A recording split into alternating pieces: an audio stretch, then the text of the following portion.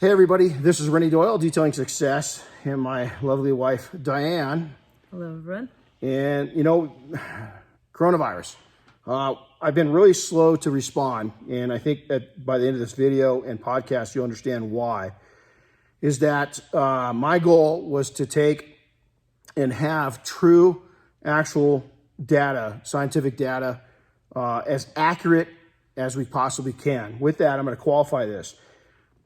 Diane and I are monitoring CDC, FDA, World Health Organization, law enforcement, military. We've got a pretty diverse background we'll go into a little bit just to kind of validate why we're sharing this and where the information comes from.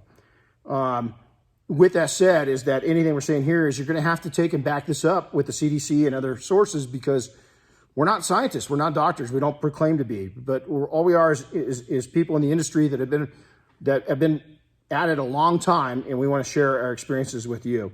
So before I get into this, is that I've got I call a survivalist mentality in business, meaning that the people that I surround myself with, Diane and I included, we go all the way back into the 90s in surviving some pretty hardships that we'll go into later that allow us to know how to come out of these events. And we want to share some of that with you today. And then moving forward, we want to share a lot of information with you on how to better your business, how to stay alive, and then how to actually thrive when we come through this. In the meantime, my goal for the industry was to hopefully keep people operating throughout this. And, we knew it was going to get slow as soon as it happened. In California, we're on stay-at-home quarantine, right now. We're making the best of it. Is that, our sweet 16, our daughter turned 16 today. We made the best of it, man. We had a good time. And so, your attitude is part of this. A new term, we're hearing a lot of new things, is essential businesses. That popped up. And again, more and more states now are shutting down, telling people to stay home. They've shut down everything except for essential businesses. So what I wanted to take and do is Diane and I both did a lot of research, talking to a lot of people, and we wanted to find out, is detailing an essential business? So we're going to share that with you. I also wanted to make sure that you're safe, that your family's safe, that your staff is safe, that your community is safe, that your state, our country, and our globe is safe. And misinformation, there's so much misinformation out right now that I think is jeopardizing and making these things worse, is that people are acting foolish and doing foolish things all in the name of money. And I know a lot of them are doing it purely for survival, but it's still the wrong thing to do, is to do things the wrong way. Diane and I have got an interesting combination of backgrounds. Diane's got a bachelor's degree in law enforcement, and she's got a law enforcement experience going all the way to the federal level. I was a reserve deputy for many years, search and rescue, medic, on search and rescue. So I've got some medical background, definitely not a doctor or physician or an RN, but I at least know to talk the lingo. Diane and I both are in the Guard, and so we're still serving. And so we've got some access to things, knowledge, and training that has allowed us to know kind of the struggles with dealing with biological, or in this case, a nasty little host like the coronavirus. So we want to kind of take and go through those and share that with that information is coming from that. Now, this is one of the rare times you'll ever see me going off notes. And the reason why is that we've got a lot of information to share with you, and I want to make sure I don't miss any of it. So what I look for is what to do and what not to do, our shoulds and shouldn't be's. I wanted to find that out by the industry experts. I spoke with chemical companies about what's going on, if there's effective chemicals, and then separated the facts from the fiction. There are chemicals out there that will treat this strain of coronavirus. It will do it. A lot of those products are out of stock right now. Now, there's companies developing new products. There's companies that have just taken and ramped up their production, and it's legitimate. The problem is dwell times, is that it can range anywhere from on the affordable products, 3 to 15 minutes, meaning that you got to keep the surface wet with the product, and then sweep that product away. Microfiber towels, especially the silver infused microfiber towels, do a great job. But that creates a different situation, is what do you do with those contaminated towels? Do you toss them or do you wash them? If you're going to take them home to your wash, are you contaminating your home and your family? And so there's a lot of different things that people aren't really thinking about and not taking serious. The other thing is there's spray on top, once applied products that you spray it on heavily, you let it dry and it's done. It's gonna kill the virus on spot. Those products are extremely expensive. They're going out to government agencies. They're going out to fire, EMS, ambulance companies. And if you can get it, you're gonna be spending about $2,500 a gallon. And it makes a lot of gallons, but it's an expensive endeavor. Now, with that said, there's a lot of chemicals that we couldn't research in 4 or 5 days. And so there's holes that we missed. But if you take into everything, even using, if you had the perfect scenario with the perfect product, there's still risk to using that product that we're going to cover tonight. The other thing is that we're seeing is steam. Diane and I have the distinct, I think we're the first people in the United States to use steam within detailing back in the 90s. Steam is not an effective way to treat this virus, especially the way that we're seeing it done right now. Steam, you could take and increase the temperature 10 times from that steamer, which even the best steamers in the world don't do, and it's not going to kill that virus. Simple as that. You'd have to isolate it too much. The other thing that's happening with steam is you guys are waving that wand around and you're busting it all loose, and those particles of virus are breaking loose and they might be sticking to you. So you might be doing more harm than good. Household products could damage interiors of cars. And then ozone. Ozone's a big one. Now, let me qualify this. I've done a lot. If you go back on our YouTube channel, we're going to make these videos about it. We're going to dig way back, 13 years or so, and go back to where we made a lot of videos on ozone. We know a thing or two. Corona discharge versus UV, biocidal, all these different things. I will not tell you that ozone doesn't work. I will tell you that the most common machines that we are using within the automotive industry do not work. Is that you've got to have specific machines with specific tasks. You got to be very careful with that. There's a lot of misinformation on that. Now, if you, in a perfect storm, you've got all the right chemicals, you've got all the right techniques, you've got the right ozone, you've got a steamer going, you've got isolation, you know where you're going to throw your stuff away. What about PPE? Now, a lot of you don't even know what PPE is. And personal protection equipment is that most of you don't have the right stuff. On social media, we've all seen it. It's a joke. Is that you want to have EMS level PPE.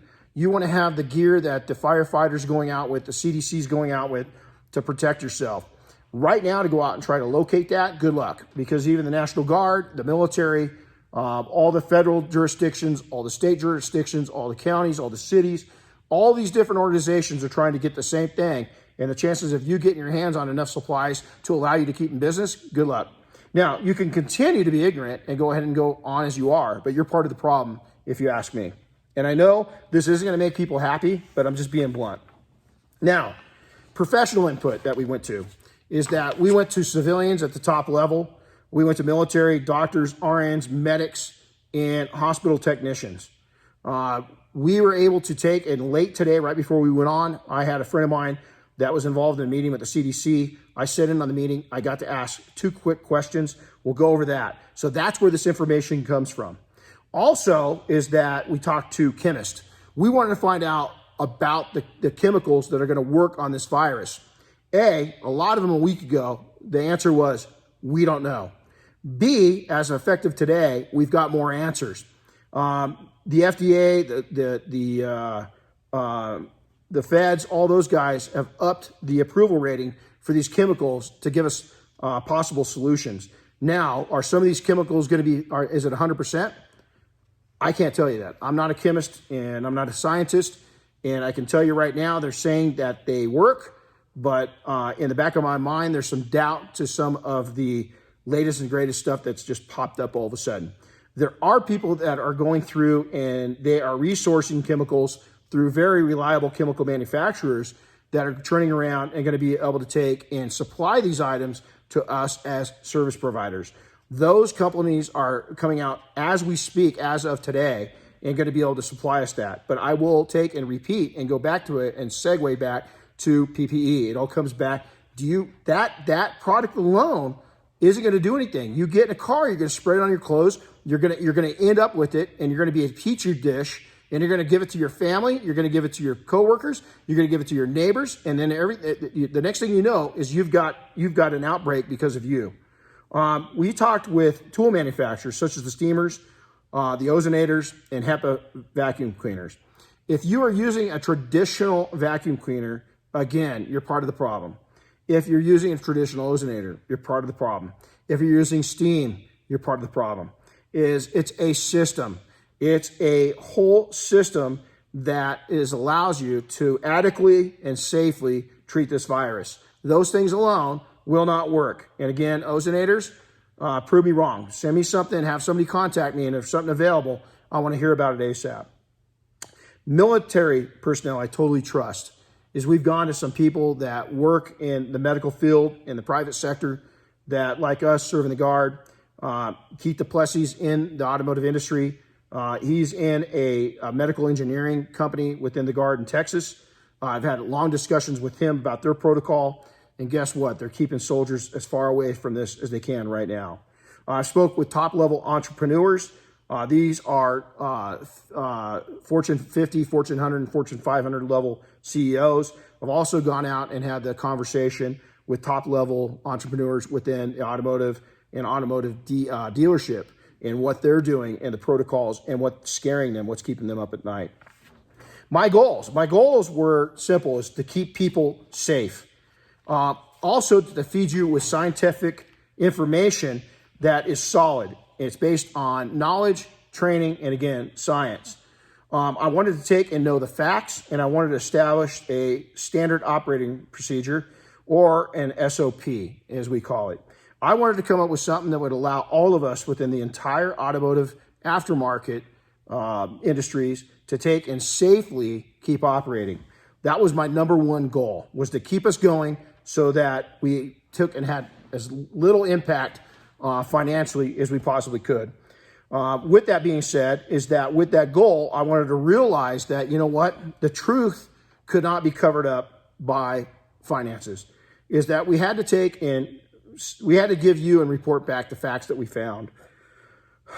I wanted to keep us all safe. Is that Diane and I, we care deeply. We've got over 30 years in this industry, and we wanted to be reasonable within our response. We wanted to be real within our response, but we wanted to be honest within our response. And we wanted to take and give you what the science, our knowledge, and what other people's knowledge was reporting back. Interior services. Right now, I know this isn't going to be fun, but unless you've got everything that we spoke about, mainly PPE, is that I would cease even touching the inside of a car. Is that I would give it 96 hours to quarantine it. What I mean by that is that I would, if you're in a shop, I would have the customer come in, drop their car off. I would have zero contact with the car. I'd have zero contact with the key fob. We've got a little video we did a couple days ago. We'll be posting tomorrow to follow this up. And I would let this car take and be in quarantine with your eyes on it for at least 96 hours. Where does that come from? Is the call today, is I got on the call and I basically said, are detailers essential businesses? They asked a couple questions. One of them is that soft surfaces, we don't know how long this stuff's lasting on couches right now and the foam and stuff. So it's gone from 72 to 96. They said that could even be extended depending on what reports come back. We don't know. Exterior only services. You got to get in the car or you're going to handle the key fob. At some point, if that customer brings the car into your shop and drops it off, now they're in your shop. They just contaminated your shop. And so, you know, there's no easy answer to this. Exposure to mobile operators. Again, if I was going to go out, I would safety tape the doors and quarantine the car for the 96-hour minimum. What I mean by safety tape is I'd go put on seals and make sure nobody had entered the inside of that car and had contact with any human beings at all for at least 96 hours. I'm also going to push you back to the CDC and the FDA and so forth for more information on that as it develops. Facts is getting into a vehicle, you become part of the problem. Facts, you touch the key fob. Facts is they come into your shop. Facts, you go into their home. Facts, staffing liabilities. Facts, this is the biggest one. What if you as a service provider start an outbreak in your local area? Is that you're going to take and flush down your entire business. You're going to flush down the reputation of everybody that's in that region, their entire business. And it takes a chance that you're going to flush what we've worked so hard to develop in the last few years. Don't tarnish our industry by being selfish. is we've got to face realities right now. Is do you have the PPE? Do you have the experience? Do you have the funds? And do you have the supplies? That's what it comes down to. So who's an actual essential business?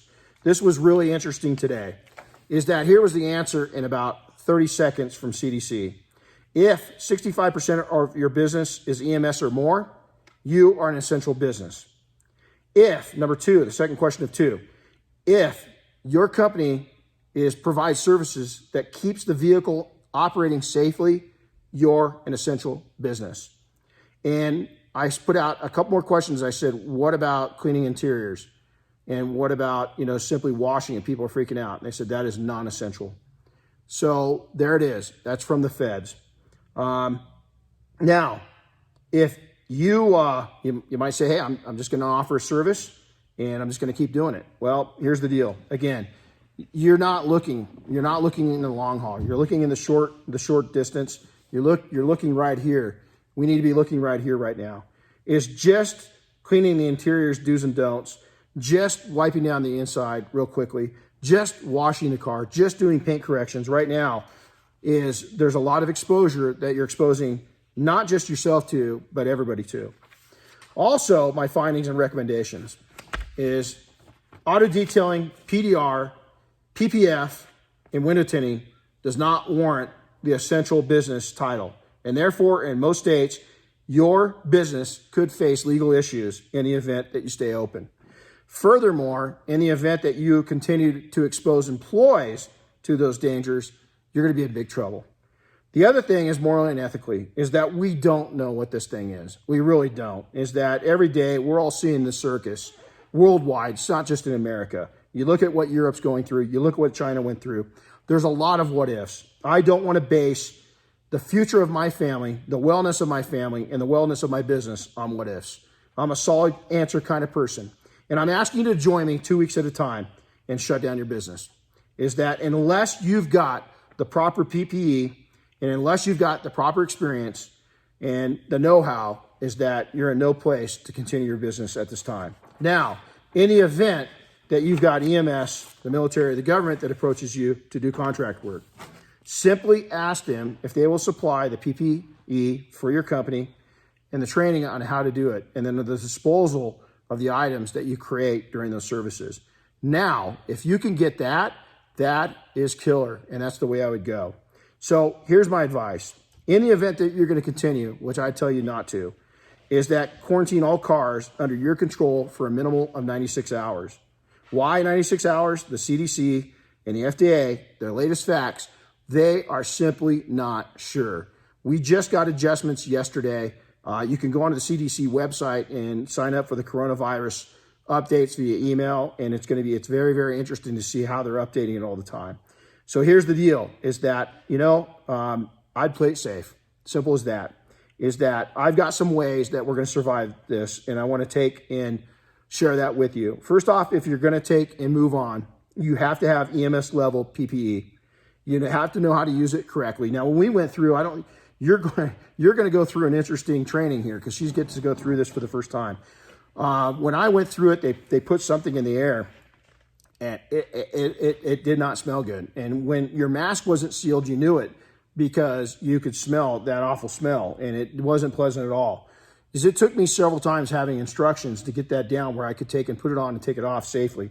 The other thing is that you've got to be able to do is adequately clean and sanitize that gear. And then also you got to know the limits of the time and service for the gear. Everything's got a ceiling on how much time and what it can be exposed to and for how long before it simply does not work. So I hope you heed this right. For most of us, I think that we just need to take and relax a little bit. So let's take 2 weeks at a time. Let's start conversations on how to survive this now. Let's look at thriving when this blows over, because I think there's going to be a lot of opportunity when it does. We're a strong economy when we started this. I think we can build it back into a strong economy quickly afterwards. It's going to take some time. It might not be overnight, but I think a lot of us, if we market this right and we behave ourselves as an industry and we call out those that are not, I think that will come out of this okay.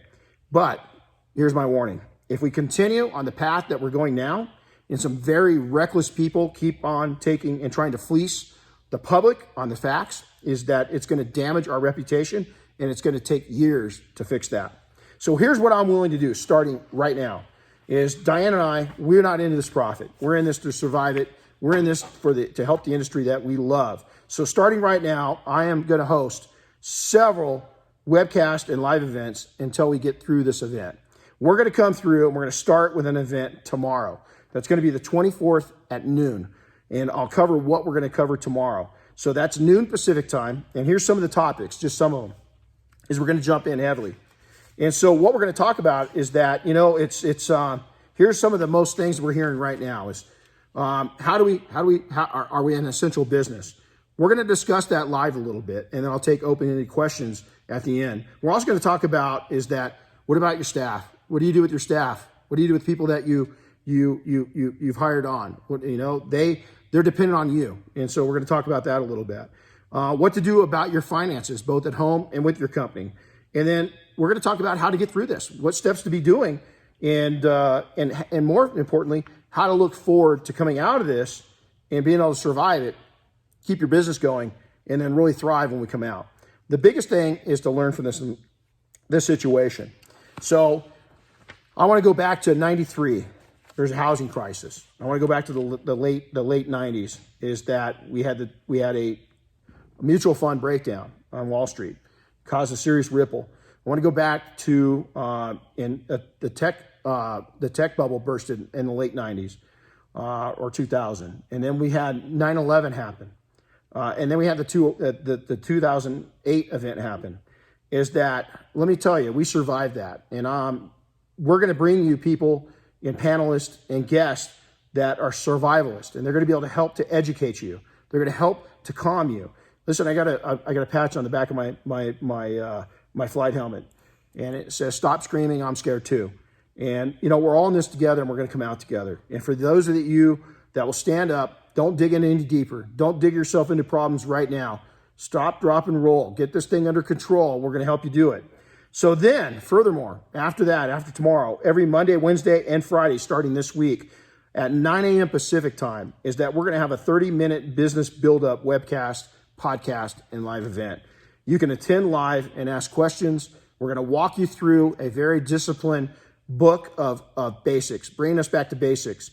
We're going to hone in your skills so that when this comes back, you're ready for it. Is that your muscle memory is right there and ready. We're going to develop an SOP so that when this thing comes in, we're going to develop habits. We're going to teach you what we're doing every day right now to come out of this, the things that we've learned from our past struggles. Also, we're going to take and talk about how to build yourself up right now, how to keep yourself positive, who to surround yourself to, and who to listen to. So this is really important. Who gets your ears? Who gets in your mind?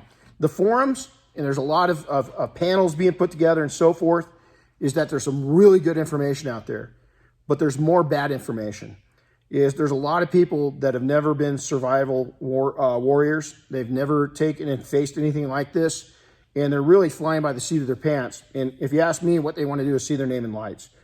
Diane and I are doing this free of charge. We are not doing this for ego. We're doing this because we wish this was available to us. Our mentors, our coaches have helped us tremendously. Now it's time for us to pay that back to you. So I'm going to be building speaking groups, discussion groups that are going to come. I'm going to interview them. We're going to talk. We're going to share with all of you the steps that you need to be doing, and also some of the struggles they faced and how they got through them. Mentally, physically, through business, financially, all of those things. It's very important for you to stay healthy. In closing, is that I know this is not going to be a popular video. I know a lot of people are saying, "Hey, I'm selling it short. You're not in for you're not in it for the industry." Yeah, I am. Is Diane and I are very in for the industry. This is a pandemic that we've never seen. We've never seen anything like this in our lifetimes. This is new ground. And the most important thing I can tell you right now is that I know people are hurting. Is that, this is going to have a long-term effect on us. I don't care how rich or poor you are, it's going to have its effects. But here's the good news, is that you can come out of this, is you can join us, and we can have balanced discussions, real discussions about surviving this and coming out on the other side and being okay. Is it going to set you back? Only if you let it. Is each one of those events that we came through, I want to tell you, it was painful. I hated every minute of it. We couldn't stand, especially when we had small kids. That was not fun, right? But you know what? We came out stronger every single time, and every time it's gotten easier. So we want to share those with you, and it's no secret. It's just how you survive. But a lot of people aren't talking about that right now. There's a lot of chest pounding and so forth and egos, and I just want to bring facts to you, and that's what we thought that we brought to you today. So again, it's not going to be popular. I wish I had other news for you. But let's take it 2 weeks at a time. In 2 weeks, I'm going to retake and visit this. I'll do a video like this. We'll readdress it in 2 weeks. We'll figure out where we're at. In 2 weeks, we're going to have a lot more information. If something big pops, we'll come out before then. But in the meantime, is that tomorrow we're going to have an event on every Monday, Wednesday, and Friday, tomorrow at noon. And then again on every Monday, Wednesday, and Friday at 9 a.m. Pacific time. We're going to come together and just do a little business building powwow, help you guys out, and have a little free talk and get her done. So there's power in numbers, and this shall pass. So just stay patient. With that, Diane took some notes down, so let's go ahead and go over the couple things that you had too. Okay, absolutely. Well, we care about you. We care about your families, the industry, and we're all in this together. And we really need to use this time, build up your business knowledge, spend time with your families, take care of each other. And as far as the business and detailing at this moment, we've got to err on the side of caution. And even when you're cleaning those vehicles, the minute it leaves your shop and that person that's already a carrier gets back in it, it's immediately recontaminated. And so once this is all over, and that's when we're gonna see an upsurge of cleaning it. Right now, you're putting yourselves, your families, Amen. The industry, everybody at risk. And the minute that contaminated person gets back in that car, it's a done deal. The equipment, everything that touches the car, everything that touches your shop, all of that stuff has to be cleaned and sanitized every single time. And it's biohazard. You have to get rid of it properly. There's all of these things, and every minute, every hour, we're getting new information on, time spans, lifespans of the virus, all of these things. They just don't know. I mean, there's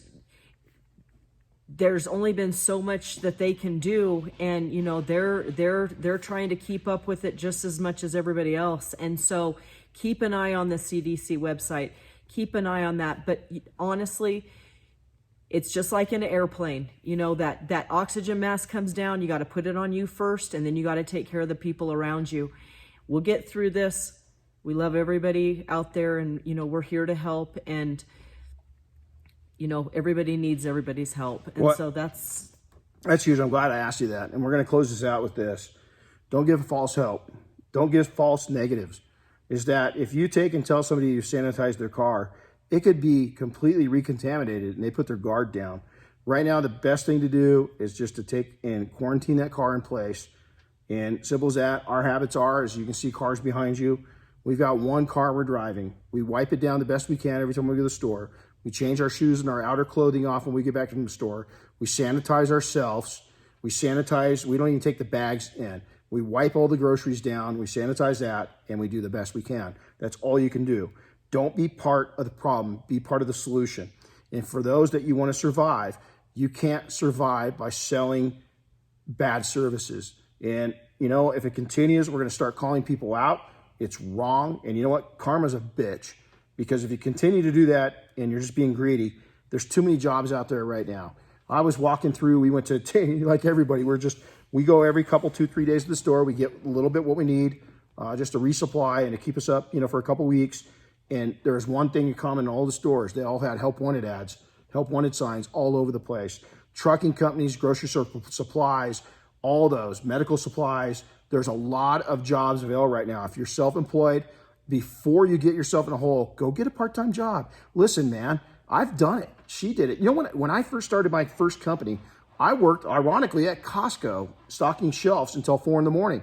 I'd go home and get 2-3 hours of sleep, and then I'd take off and I go to work. This is way back in the 90s. And I did that for a while. And you know what? Pay the price now to have the freedoms you can. We're also going to talk about, it really bothers me that so many people, I know we're a small industry, but I've been talking about savings for a long time. And the fact is that a lot of you you lived high in the hog, you're rolling big, but now there's no savings to take you through. We're 10 days into this thing and you're already down, you're already done. That's not cool. Now, those that are brand new, I get it. But my intentions is to coach you and give you assets and send you to other assets where you'll take and learn to think like the wealthy and not like a poor person. Because a lot of people right now, we're living high in the hog and just didn't have enough money. Cash is king. So here's the deal. Stay nice to one another. Stay civil. Stay professional. And here's the deal. If you don't like this post, that's okay. I really don't care. I'm here for the people that are reason-minded and that want to take and launch this industry to the next level in the coming years once we get through this. So God bless you all. Take care of each other. Stay sane. Sign on. We'll put a lot of stuff on social media tomorrow about our upcoming meetings. And it's something that we're excited to take and bring to you. And God bless you all.